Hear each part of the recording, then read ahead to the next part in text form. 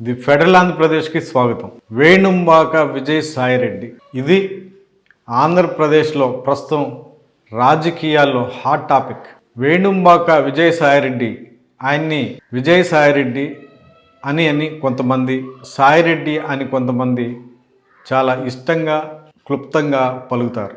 విజయసాయిరెడ్డి ఇటీవల నిన్న గురువారం రోజు హైదరాబాద్లో ఈడీ విచారణ అనంతరం ఆయన చేసినటువంటి వ్యాఖ్యలు, విమర్శలు, సంధించినటువంటి బాణాలు ఏపీ ఆంధ్రప్రదేశ్ రాష్ట్ర రాజకీయాలను ఓ కుదిపేస్తున్నాయి.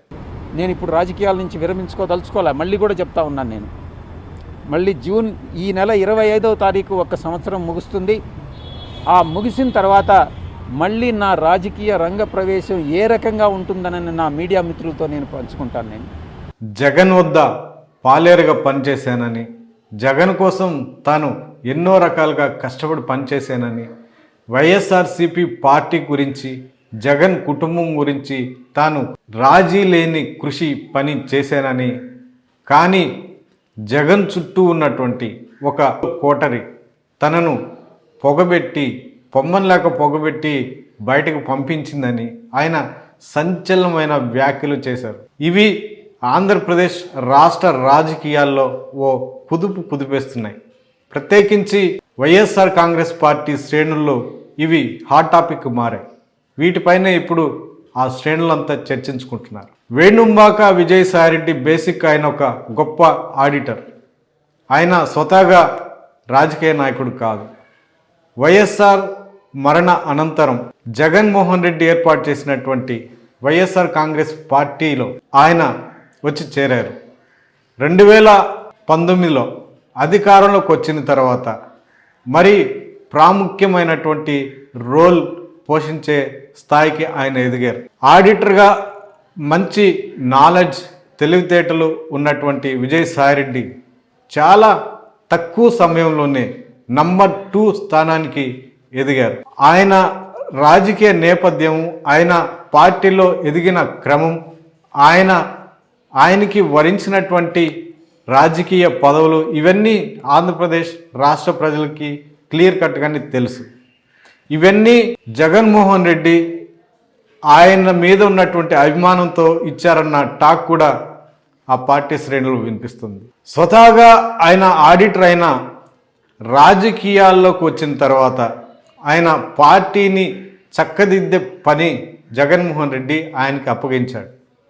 అలా క్రమక్రమంగా ఆయన పార్టీ మీద పట్టు సంపాదించి నంబర్ 2 స్థానానికి ఎదిగారన్న చర్చ కూడా ఉంది.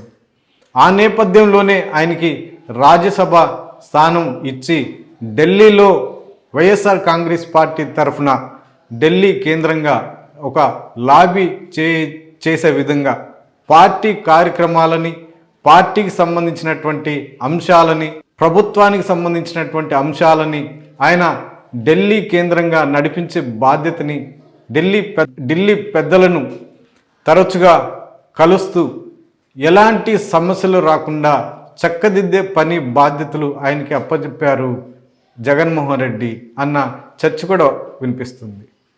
అయితే 2024 తర్వాత పరిస్థితులు మొత్తం ఒకసారి తారుమారాయి, మొత్తం యూటర్న్ తీసుకున్నాయి. అప్పటి వరకు ఆయన రెండోసారి రాజ్యసభకు ఎన్నికైన నేపథ్యంలో ఉన్న పళంగా అకస్మాత్తుగా ఆయన రాజ్యసభ స్థానానికి రాజీనామా చేసే పరిస్థితులు క్రియేట్ అయ్యాయి. తన రాజ్యసభ స్థానానికి కాకుండా వైఎస్ఆర్సీపీ ప్రాథమిక సభ్యత్వానికి కూడా ఆయన రాజీనామా చేశారు. ఆ సందర్భంగా ఢిల్లీలో ఆయన ఏర్పాటు చేసినటువంటి మీడియా సమావేశంలో జగన్ మీద, ఆ పార్టీ మీద, ఆ పార్టీ నాయకుల మీద తీవ్ర విమర్శలు గుప్పించారు.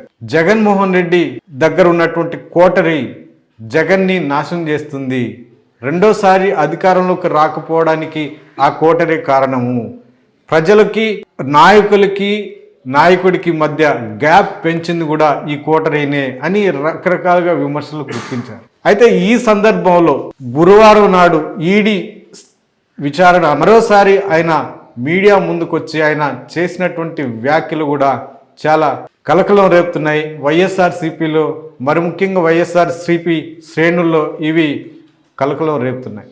జగన్ సంధించిన బాణం అని, చంద్రబాబు నాయుడు సంధించిన బాణం అని, బీజేపీ సంధించిన బాణం విజయసాయిరెడ్డి అని రకరకాలుగా చర్చలు జరుగుతున్నాయి. అయితే విజయసాయిరెడ్డి మాటల్లో కానీ ఆయన వ్యవహార శైలి కూడా వైఎస్ఆర్సీపీ ప్రాథమిక సభ్యత్వానికి రాజీనామా చేసిన అనంతరం ఆయన మాట్లాడిన మీడియా సమావేశంలో ఆయన వ్యవహార శైలి, ఆయన మాటలు మొత్తం ఒక్కసారిగా యూటర్న్ తీసుకున్నాయి. ఒక తత్వవేత్తగాను, ఒక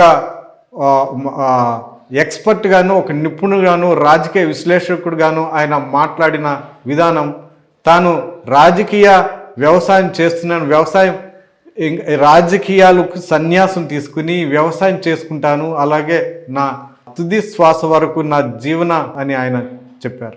అయితే నిన్న మాట్లాడిన మాటలకి అప్పుడు మాట్లాడిన మాటలకి పోల్చి చూస్తే మళ్ళా ఆయనకి రాజకీయాలపైన ఇంట్రెస్ట్ ఉంది అన్న విషయం మరోసారి చెప్పారు. ప్రత్యక్షంగా కాకపోయినా జూన్ తర్వాత నా రాజకీయ రీఎంట్రీ గురించి చెప్తానని మళ్ళా ఆయన కుండలు బద్దలు కొట్టారు.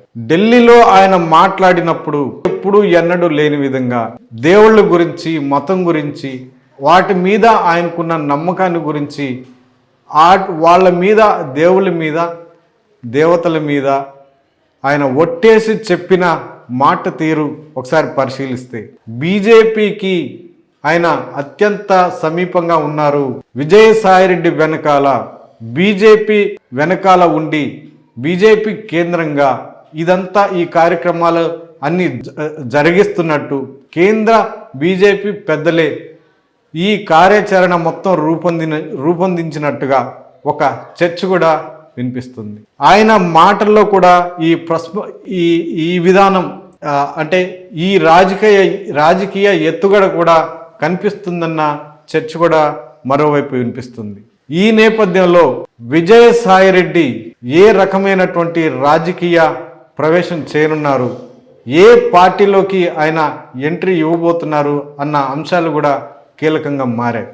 మరోవైపు విజయసాయిరెడ్డి పార్టీ పరంగా వైఎస్ఆర్సీపీ పార్టీలో 2వ స్థానంలో ఉన్నప్పటికీ ఆయన పెద్దగా ప్రజాదరణ కలిగినటువంటి నాయకుడు కాదు.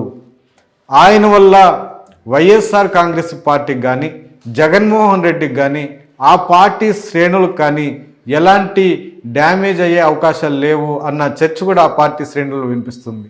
మరోవైపు విజయసాయిరెడ్డిని ఒక వెపన్గా ఉపయోగించి వైఎస్ఆర్ కాంగ్రెస్ పార్టీని, ఆ పార్టీ శ్రేణులను, మరి ముఖ్యంగా జగన్మోహన్ రెడ్డి ఇమేజ్ని ప్రజల్లో డ్యామేజ్ చేసే విధంగా కీలకంగా ఉపయోగించుకునే చర్చ కూడా మరోవైపు వినిపిస్తుంది.